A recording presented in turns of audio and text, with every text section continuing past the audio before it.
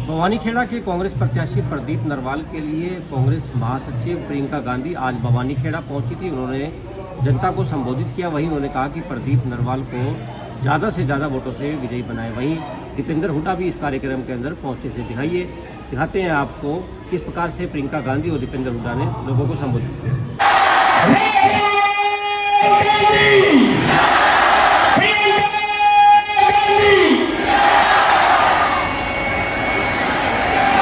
प्रियंका जी का स्वागत है।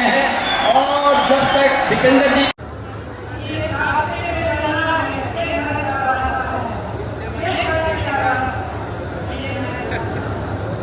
हरियाणा को बीजेपी ने नंबर 1 बना दिया देश में अपराध में, भ्रष्टाचार, महंगाई।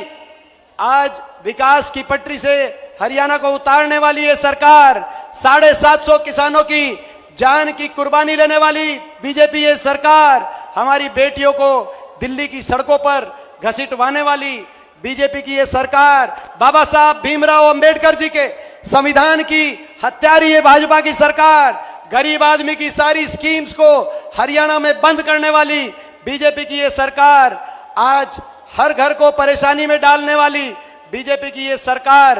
आज जब हमने इस सरकार से, मैं प्रियंका जी को बताना चाहता हूं, हमने एक पदयात्रा करी और सरकार से पूछा कि आपने हरियाणा का इतना भट्टा बिठा दिया कि नहीं बिठा दिया इन्होंने हरियाणा का भट्टा। सवाल पूछा कि आपने हरियाणा का जो भट्टा बिठा दिया है, हरियाणा हिसाब मांग रहा है 10 साल के आपके कुशासन का, तो शहीद हो जाओ देश के लिए, सरहद पे जाओ, के बाद फिर से बेरोजगार बन जाओ। ये तोहफा मिल रहा है आपको अपनी वफादारी के लिए और इस बात के लिए कि आपने अपने बेटों को शहीद किया इस देश के लिए। ये मिल रहा है आपको। यहाँ के किसानों को देखिए, यहाँ मेरे किसान भाई भी होंगे, किसान बहन भी होंगी, दिन रात मेहनत करते हो। एमएसपी मिलती है? एमएसपी तक नहीं मिलती। मोदी जी ऐसे कानून लाते हैं जिससे उनके बड़े बड़े उद्योगपति मित्र अडानी जी, अंबानी जी का ही फायदा होता है। वो कानून कैसे थे? वो कानून ये था कि अगर कोई बड़ा उद्योगपति आकर आपकी जमीन ले ले तो आप मुकदमा भी नहीं लड़ सकते, सिर्फ डीएम के पास फैसला होगा आपका। बताइए, बड़ा उद्योगपति, इतनी शोहरत, इतने पैसे, इतने साधन, और आप जाकर डीएम के पास जाएंगे उनसे लड़ने के लिए अपनी ही जमीन के लिए। ये थे कानून। ये कानून लाने का काम कौन कर रहा था? मोदी जी कर रहे थे, भाजपा के नेता कर रहे थे। आप जहां जहां देखे हरियाणा में आपके साथ अन्याय हुआ है, आपके अधिकारों को दबाया गया है। मेरी बहनें कुछ खरीद नहीं पाती, त्योहार है खुशी से मना नहीं पाती, घबराहट होती है हर चीज के लिए। मेरे किसान भाई मेहनत करते हैं दिन रात, कमा पा रहे हैं क्या? बताइए, आपकी कमाई पूरी हो रही है कि नहीं? नहीं हो रही है।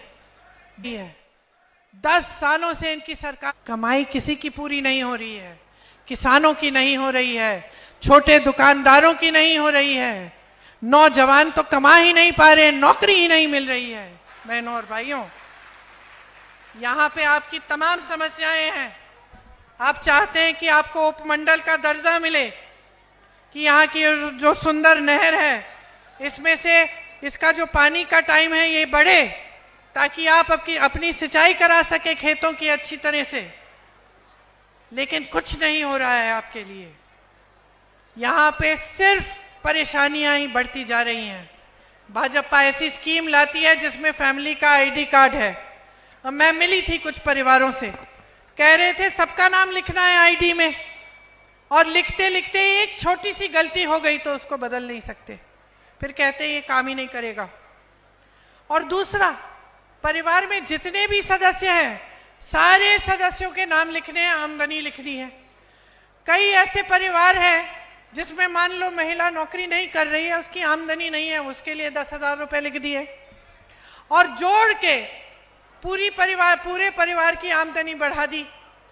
अब जब वो बेचारी महिला गई अपने बच्चों की भर्ती कराने सरकारी स्कूल में, कह दिया कि नहीं कर सकते क्योंकि देखो तुम्हारा ये आईडी कार्ड है, इसमें तुम्हारे परिवार की आमदनी बहुत ज्यादा है, तुम्हें ये मुफ्त शिक्षा नहीं मिल सकती। तो बेचारी के बच्चे बैठे हुए हैं घर पे, चाहते हैं जो आपके लिए काम करे, तो आप आसपास देखिए, मेरी बातों पे भी मत जाइए, देखिए कि संघर्ष करने वाला कौन है। ये दीपिंदर जी बैठे हैं, जानती हूं अच्छी तरह दीपिंदर जी को, मैं सालों से देख रही हूं। और ये मत समझिए कि सिर्फ इनकी बातों पे मैं कह रही हूं, मैं पूछती हूं लोगों से, हरियाणा से कोई आता है मैं पूछती हूं, दीपिंदर जी मिलते जुलते हैं लोगों से, गांव में जाते हैं, संघर्ष करते हैं, मेहनत करते हैं, हमेशा यही पता चलता है कि मेहनत करते हैं,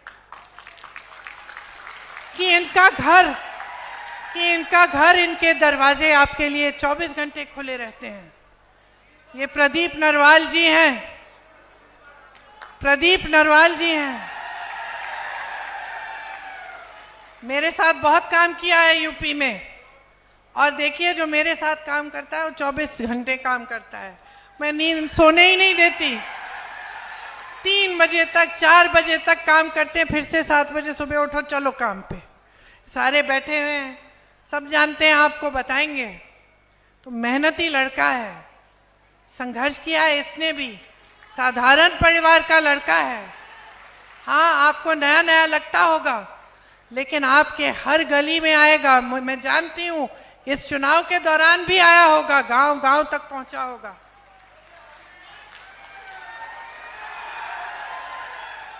देखिए जब हम नेता को चुनते हैं ना, जब हम नेता को चुनते हैं तो जो 2-4 चीजें मन में रखनी चाहिए कि इसने अपने जीवन में क्या क्या किया है।